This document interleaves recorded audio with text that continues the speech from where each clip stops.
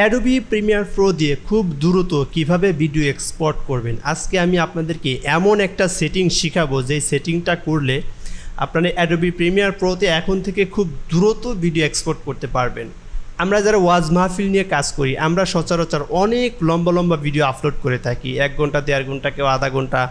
তো এই যে এত বড় বড় ভিডিও আপলোড করি, তো আমরা যখন অ্যাডোবি প্রিমিয়ার প্রো দিয়ে ভিডিও এডিট করি তো দেখা যাচ্ছে যে আমাদের একটা ভিডিওতে অনেক জায়গা খায়, অনেক মনে করেন যে দেখা 30 জিবি 40 জিবি করে একটা ভিডিও এক্সপোর্ট দিলে এরকম জায়গা খায়। তো এইটা খুব সহজভাবে আপনারা কিভাবে এক্সপোর্ট দিবেন এমবি কমায় নিয়ে আসবেন, ঠিক আছে।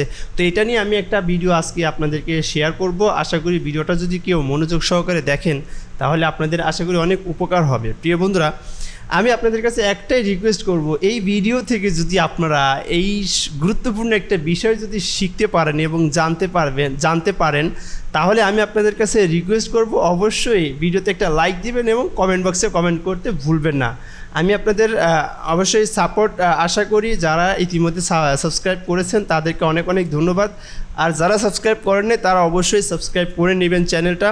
তো আমরা যেই কাজটা করব হচ্ছে, আমরা যখন ভিডিও এডিট করি অ্যাডোবি প্রিমিয়ার প্রো দিয়ে ভিডিও এডিট করার পরে আমরা এটা সেটিংটা আমি আপনাদেরকে এখন দেখিয়ে দিচ্ছি। তো প্রথমে আমরা দেখতে পাচ্ছেন যে এটা আমাদের কম্পিউটার স্ক্রিনে আমরা যে ভিডিওটা এডিট করেছি, দেখেন আমি এই ভিডিওটা কত সুন্দর একটা কালার করেছি। সো আমি জাস্ট এই ভিডিওটা যে কালারটা করেছি এটা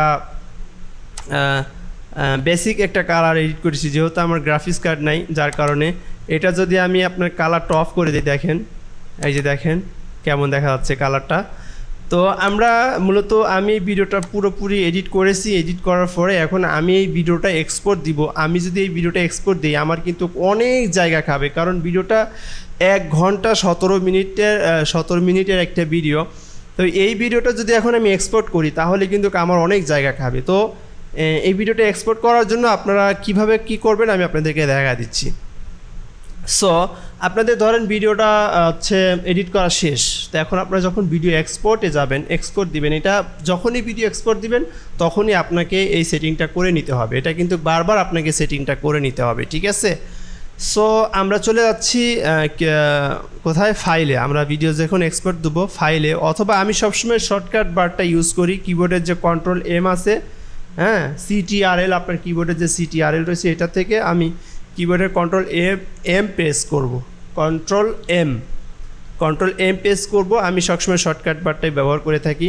তো দেখেন কন্ট্রোল এম প্রেস করার পরে এরকম কিন্তু আমাদের একটা উইন্ডো ওপেন হয়। আমরা যারা অ্যাডোবি প্রিমিয়ার প্রোতে কাজ করে থাকি আমরা সবাই জানি যে কিভাবে এক্সপোর্ট দিতে হয়, ঠিক আছে বন্ধুরা।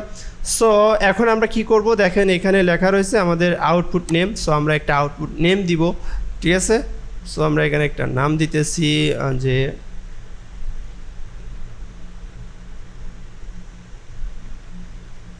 জিহাদি ওয়াজ।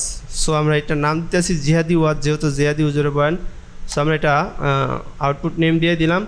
এখন আমরা যেই সেটিংটা দেখাবো সেটা হচ্ছে যে এটাই হচ্ছে মূল সেটিং। দেখেন আমার মাউসটা ফলো করেন আপনারা, হ্যাঁ।